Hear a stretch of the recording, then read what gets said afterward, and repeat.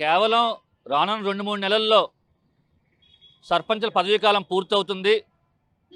తద్వారా స్థానిక ఎన్నికల్లో మళ్ళీ పోటీ చేయడానికి ఏదో ఒక విధంగా గొడవలు సృష్టించి భయభ్రాంతులకు గురిచేసి వైఎస్ఆర్ కాంగ్రెస్ పార్టీ కార్యకర్తల్ని పార్టీని నిర్వీర్యం చేయాలనే కక్షతో ఈరోజు కూటమి ప్రభుత్వం రాష్ట్రం మొత్తం మీద కూడా ఇటువంటి దాడులు చేస్తుంది.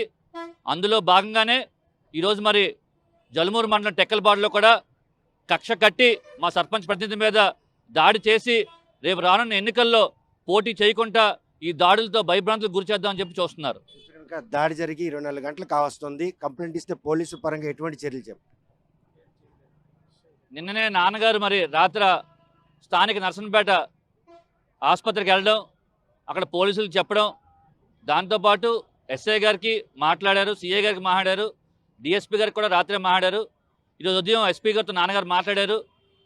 పేషెంట్ కండిషన్ సీరియస్గా ఉండడంతో నర్సంపేట నుంచి ఇక్కడ రిమ్స్ ఆసుపత్రికి షిఫ్ట్ చేయడం, రిమ్స్ ఆసుపత్రికి కూడా మేము అందరం వెళ్ళి సర్పంచ్ గారిని పరామర్శించి తద్వారా అక్కడి నుంచి ఎస్పీ గారి దృష్టిలో పెట్టి తప్పనిసరిగా ఈ కేసు కట్టి ఎవరైతే ముద్దాయిలు ఉన్నారో, ఎవరైతే కక్ష కట్టి మా సర్పంచ్ ప్రతి మీద దాడి చేశారో వాళ్ళని కఠినంగా శిక్షించాలని చెప్పి మేము అందరం కోరాము.